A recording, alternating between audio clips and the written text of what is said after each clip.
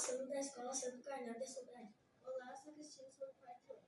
Olá, sou a Jamila, sou do terceiro ano. Olá, sou o Derek, do quarto ano. O objetivo do nosso projeto é valorizar e aprender mais sobre a cultura afro. No nosso projeto, os alunos do primeiro ao quinto ano, nós trouxemos essas latas para a gente fazer a nossa banda afro. E nós vamos decorar todo o nosso projeto. Os ensaios acontecem 2 vezes por semana.